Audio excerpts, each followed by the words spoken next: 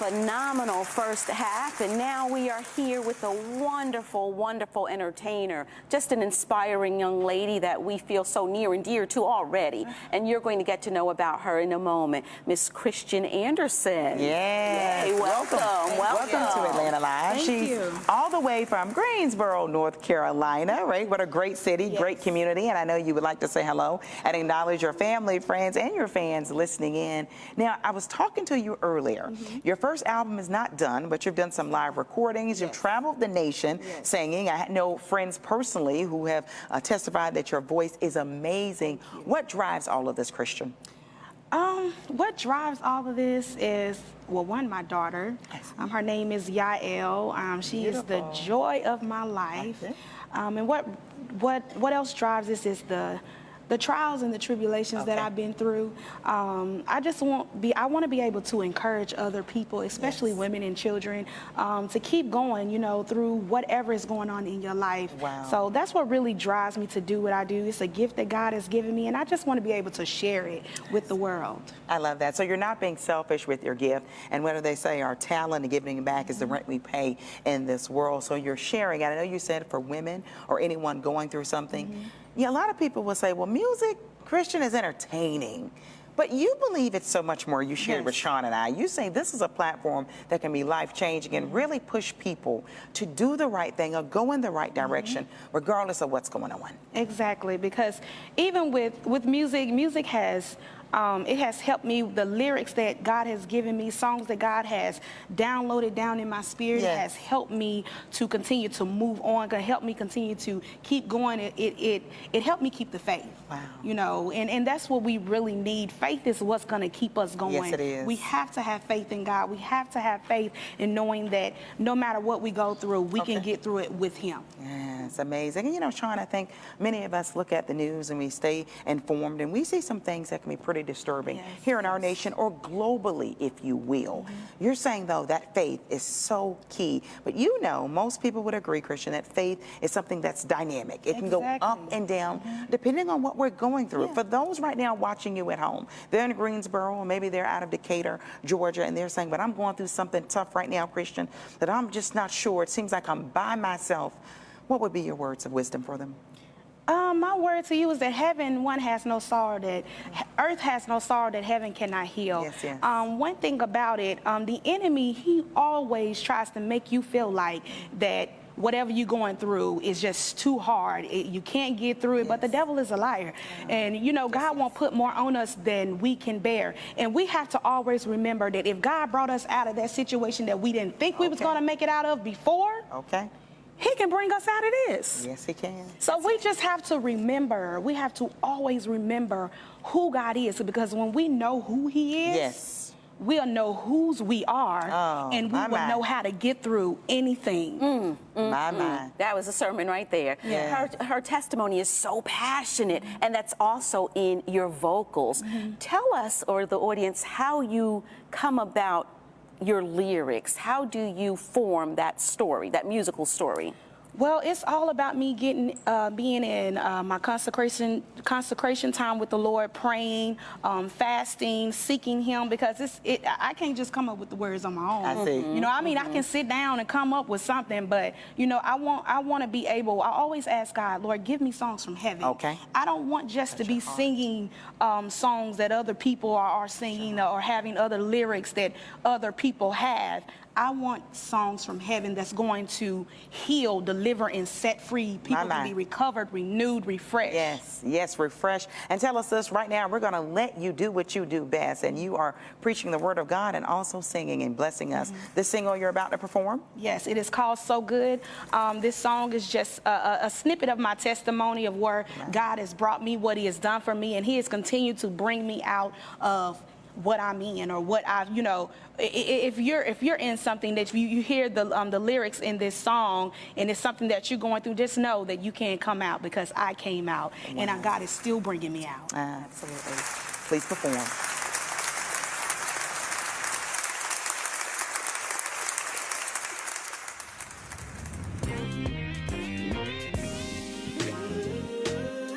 Truly, God is so good. He's so good. And we must remember that.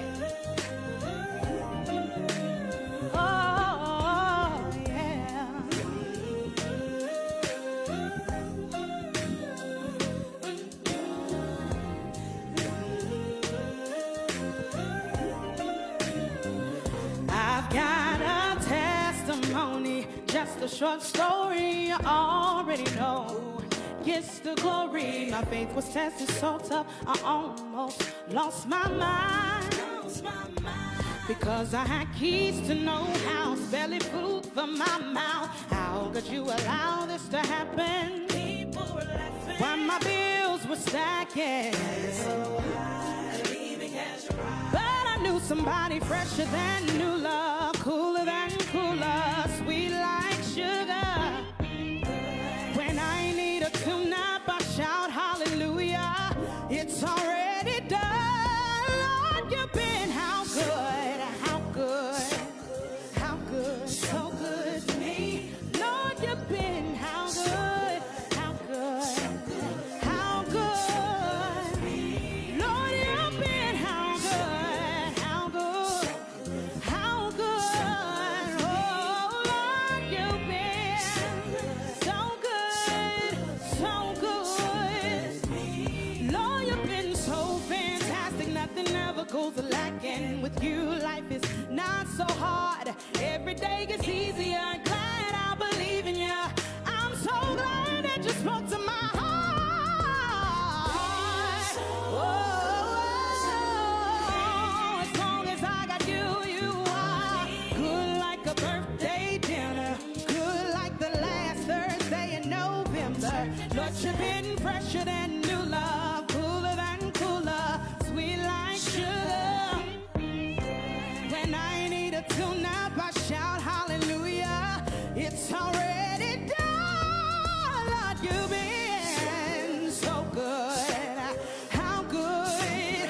Oh, Lord, you've been so good to me. Oh, Lord, you've been so good. Do I have a witness that can say my God has been so good, so good? Lord, you've been the operator of my life. You paid it all. If you wanted such a be, Lord, you're so good. You made me wanna holler. I was feeling down. The doctors counted me out, but I opened up my mouth and look at me now. Lord, you've been fresher than new love, cooler than cooler, sweet like sugar. When I need a tune-up, I shout hallelujah. It's already done, Lord, you've been so good, so good. Oh, if I had 10,000 tongues, it still would be enough to give you praise, to thank you for what you've done for me. Oh, thank you. You've been so good. You've been so good. Oh,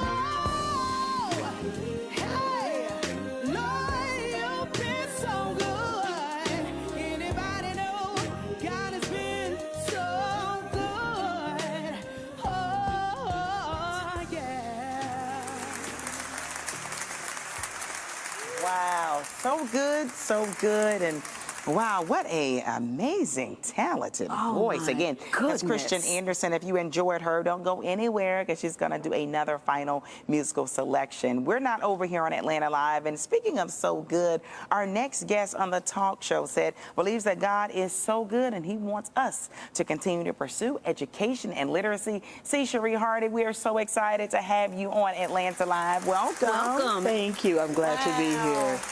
We love having our educators on. I know we mentioned that school is starting back up here in Atlanta metro area and around the nation for our children. Now, speaking of God being so good, I know literacy is near and dear to your heart, and you believe it really has a connection to our faith in terms of being informed and being educated on God's word for ourselves.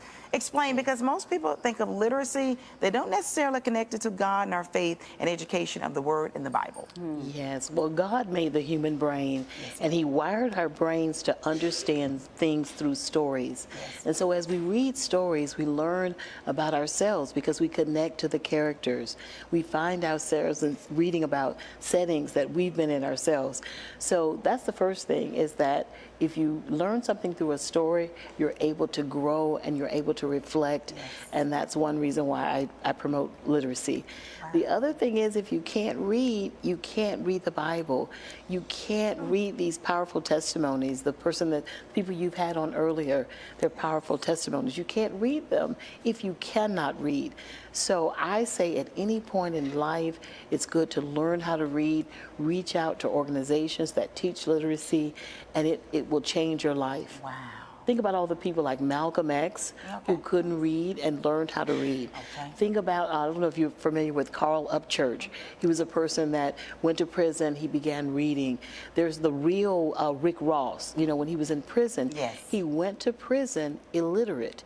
He learned how to read in prison, and as a result of that, he transformed his life. He was able to get out and turn things around. And as an educator, I've seen the heartbreak of a person who cannot read.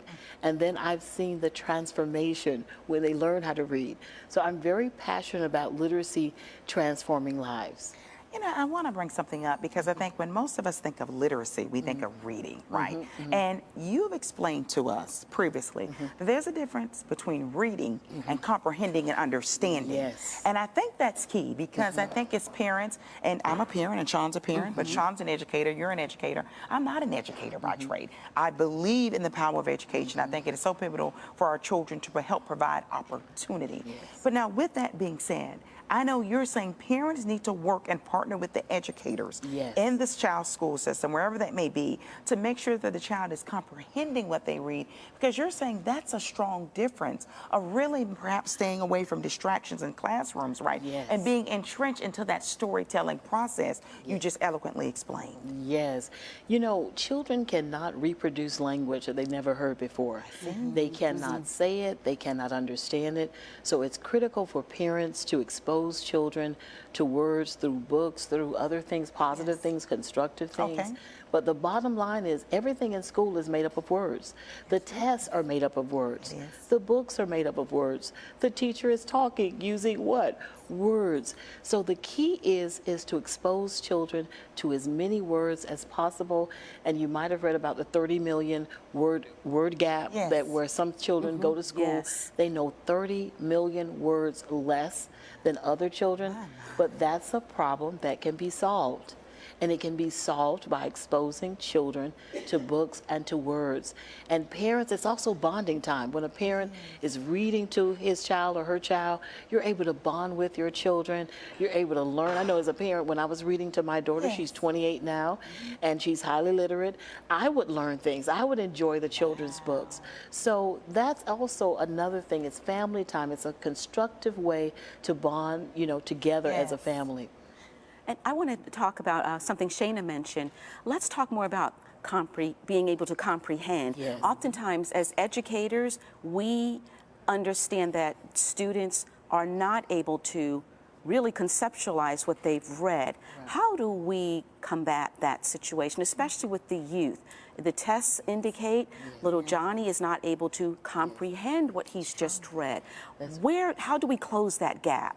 Well, one of the ways is through guided reading. There are different kinds of reading. And guided reading is when you have one person helping the child or the reader to understand. I'm a strong proponent of direct instruction.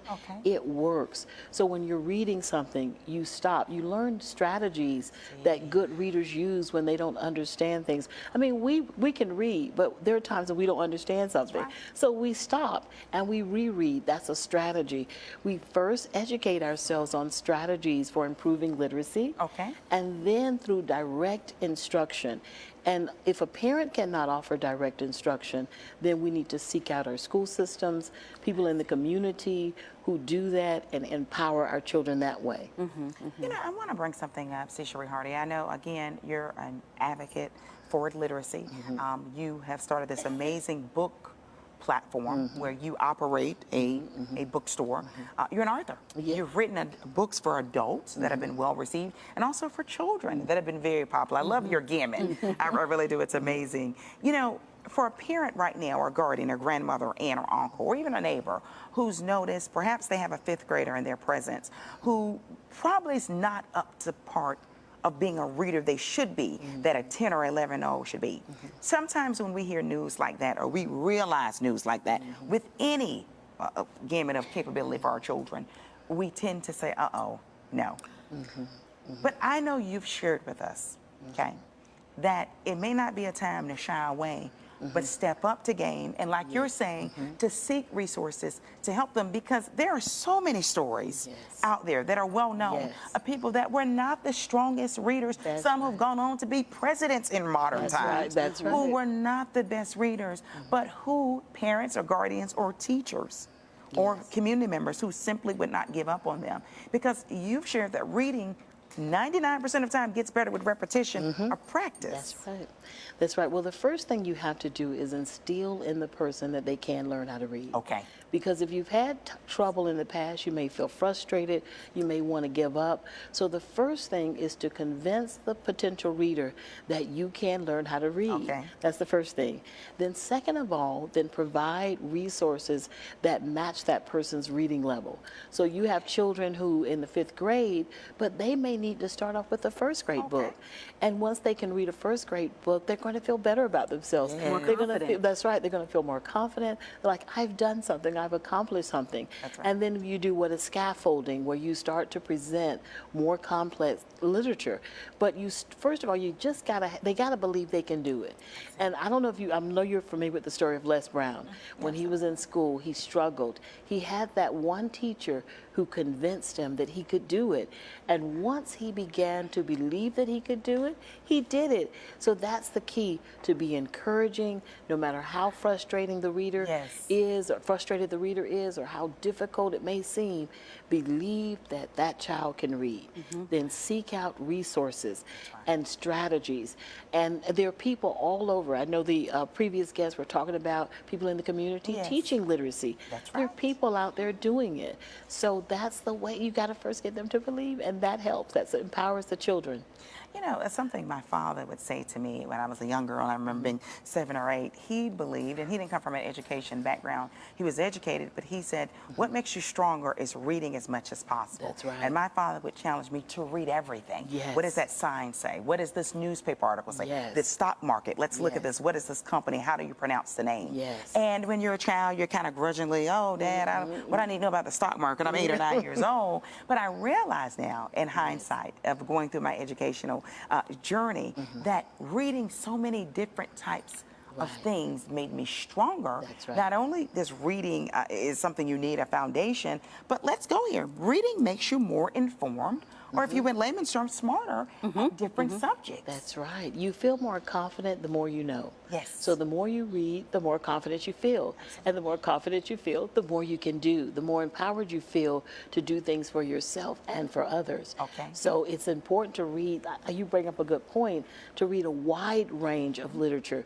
Not just read for therapy or entertainment, but also read for information. Correct. And I want to add, with technology, there are online dictionaries now, where if you can't even pronounce a word, with a click of a finger, Powerful. you can search those websites, pronounce that word, and these things are absolutely free. That's why I get so excited when I'm working with my students. And I realize, wow, I had to pick up a book, and what if you didn't have that book? None of that. With the touch of a finger, you can learn how to read in the privacy of your own home. You don't have to feel embarrassed. So even for adult people who struggled, they could see a word on something, go to an online dictionary, click on that word, it will pronounce it for them. And they could say it 1,000 times and work on that in the privacy of their own homes. But I do encourage people to read a wide range of literature. That makes you more flexible. It makes you be able to do so many other things. It does, it does. Yes. And it makes you a better writer. Shane and I both writers. Yes, it and we does. both have sons, and you know, you hear so much about little boys and reading. Right. And I know we both do this in terms of having our children write in journals, or to the best of their knowledge as they're reading, write it down. What did that mean to you? right. Let's visualize what was actually what was just read to you, or perhaps what you read yourself. Let's write this down in your own words, and then let's repeat it. Let's now explain to me, for example, That's right. what you understood.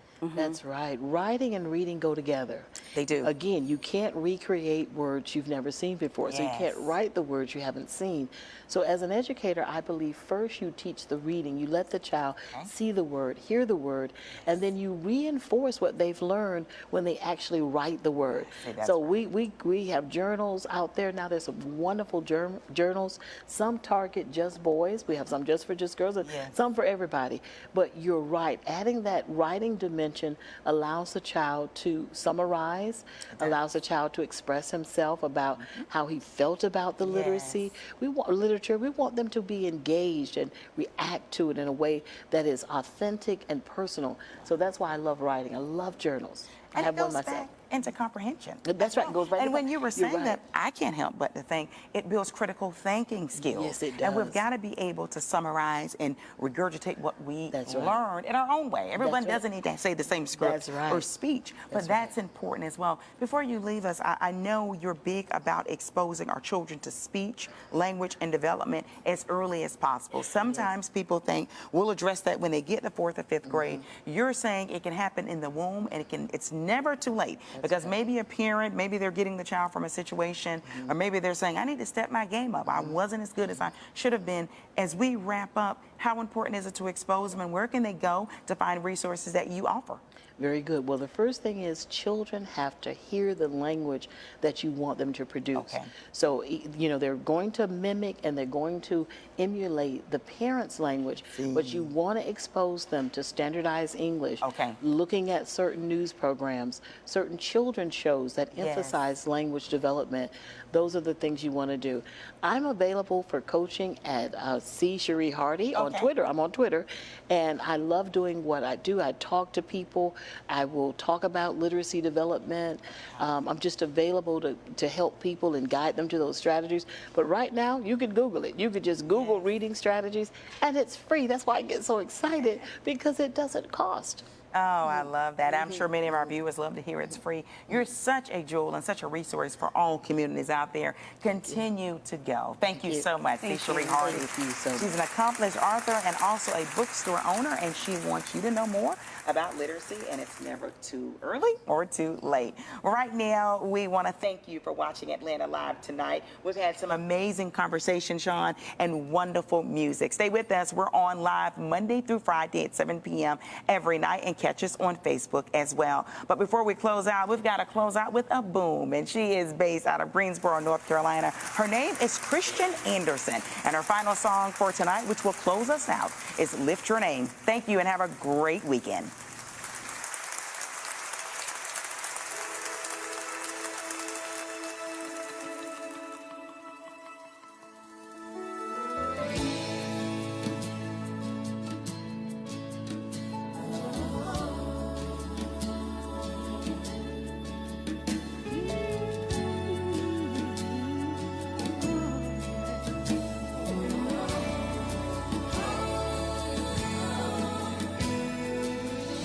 I will lift your name.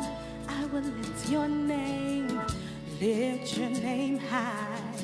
Lift your name high. I will bless your name. I will bless your name. Bless your name, Father. Bless your name, Father.